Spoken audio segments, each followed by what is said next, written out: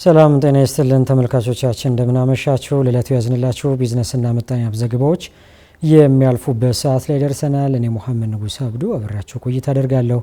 በቅድሚያም የምንዛሬ የወርቅ ዋጋና የነዳጅ ዋጋ ተከታትለን እንመለስ።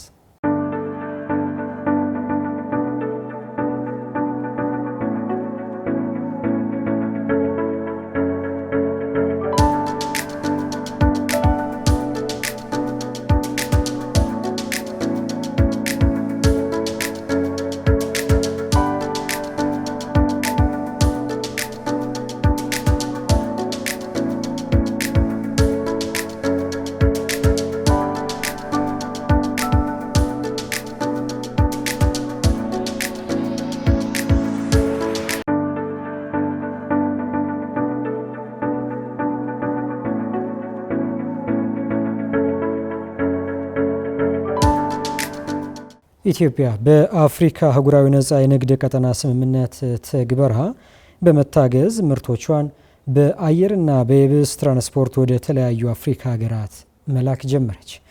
በአፍሪካ አህጉራዊ ነጻ የንግድ ቀጠና የመጀመሪያ ግብይት ማስጀመሪያ መርሃ ግብር ተካሂዷል።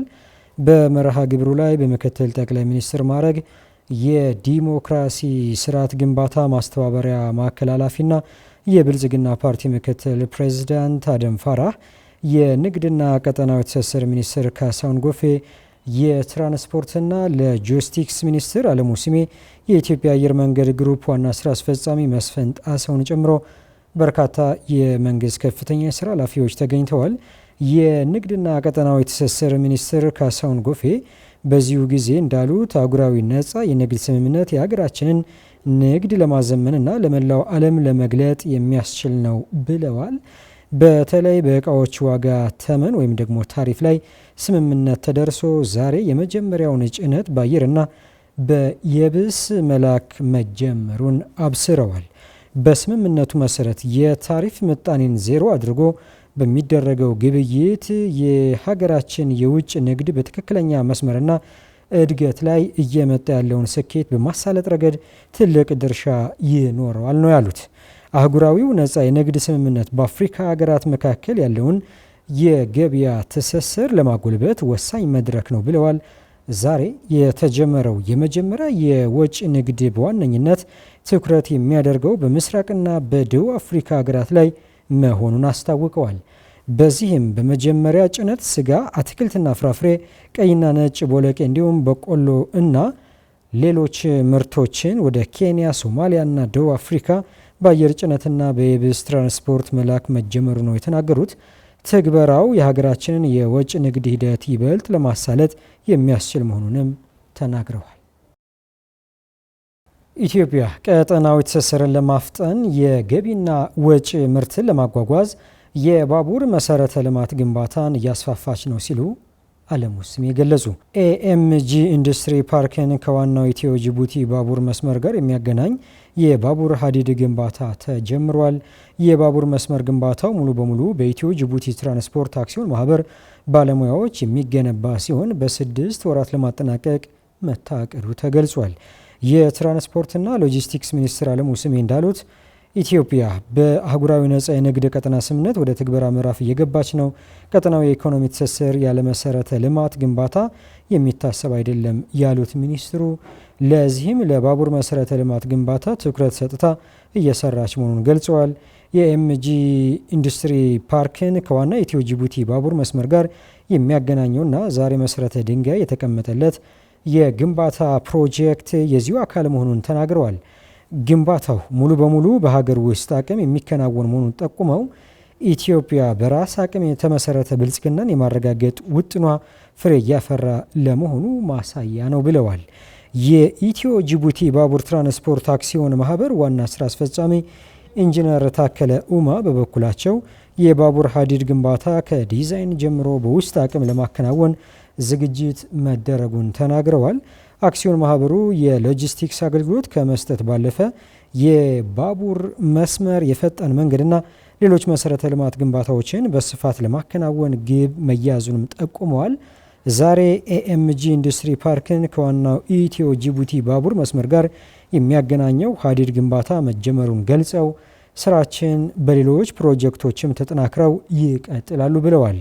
የኤኤምጂ ሆልዲንግስ ባለቤትና ስራ አስፈጻሚ አብዱል ሐኪም ሙሐመድ እንዳሉት የባቡር ሀዲድ ግንባታ ወደ ኢንዱስትሪው የሚገባውን ጥሬ ዕቃ እንዲሁም ከኢንዱስትሪ ፓርኩ የሚወጣውን ምርት ለማሳለጥ አይነተኛ ሚና ይጫወታል ነው የተባለው። መንግስት የወጪ ንግድን ለማበረታታትና የግሉ ዘርፍ በኢኮኖሚ ግንባታ የጎላ ሚና እንዲጫወት እየተዘረጉ ያሉ ማበረታቻዎች የሚመሰገኑ መሆናቸውንም አብራርተዋል። የአሪ ዞን የፍራፍሬ መንደር በመመስረት የፍራፍሬ ልማት በስፋት እየተከናወነ መሆኑን የዞኑ ግብርና መምሪያ አስታወቀ። የአሪ ዞን ግብርና መምሪያ ኃላፊ ጉራልቅ ይዥማልቅ ለኢዜአ እንዳሉት በዞኑ ለፍራፍሬ ልማት ያለውን አቅምና መችነት በመጠቀም በስፋት ለማምረት የሚያስችሉ ስራዎች ታቅደው እየተከናወኑ ነው ብለዋል። በዚህም የፍራፍሬ መንደር በመመስረት ምርቱን ለማዕከላዊ ገበያ በስፋት ለማቅረብ እየተሰራ እንደሚገኝ ገልጸዋል። በዞኑ በርካታ የከርሰ ምድርና የገጸ ምድር የውሃ ሀብቶች እንዲሁም ለፍራፍሬ ምርት አመቺ የሆነ ለም መሬትና ተስማሚ የአየር ጸባይ እንዳለ ተናግረዋል። በቀጣይም እነዚህን ምቹ ሁኔታዎችን በመጠቀም ዞኑን የፍራፍሬ ክላስተር ለማድረግ እንደሚሰራም ተናግረዋል። በአሪ ዞን በተጠናቀቀው በጀት ዓመት ከ6000 ሄክታር በላይ መሬት ላይ የሙዝ፣ የአፕል፣ የማንጎ፣ የብርቱካን፣ የአቮካዶና የፓፓያን ጨምሮ የተለያዩ ፍራፍሬዎችን በማልማት ከ1 ሚሊዮን ኩንታል በላይ ምርት መገኘቱን የመምሪያው ምክትል ኃላፊ ዮሐንስ ጉርዳይሶ ገልጸዋል። በዘንድሮ ዓመትም በዘርፉ የሚደረገው ተሳትፎ መቀጠሉን ጠቅሰው የፍራፍሬ ልማት እያስገኘ ካለው ጠቀሜታ አንጻር ከግለሰብ ማሳ ባለፈ ሰፋፊ ይዞታ ያላቸው ተቋማት ተሳትፎ በማድረግ ተጠቃሚ እየሆኑ እንደሚገኝም ተናግረዋል። በከተማው የሚገኙ ተቋማትና ግለሰቦች በገቢያቸው በሚገኙ አነስተኛ ቦታዎች ላይ አትክልትና ፍራፍሬን እንዲያመርቱ ጽሕፈት ቤቱ ድጋፍ እያደረገ መሆኑ ገልጸዋል። የጂንካ ከተማ ግብርና ጽሕፈት ቤት ኃላፊ ተካየለ በበኩላቸው በከተማው በአነስተኛ ቦታዎች ላይ የሚተገበሩ ዘመናዊ የግብርና አሰራሮች እየተለመዱ መምጣታቸውን ተናግረዋል። በቀጣይም በሌሎች ሰፋፊ ይዞታ ባላቸው የመንግስት የግልና የሃይማኖት ተቋማት ተሞክሮን የበለጠ በማስፋት ግንዛቤ ማሳደግና ልምድን የመቀመር ስራዎች ተጠናክረው መቀጠላቸውን ተናግረዋል።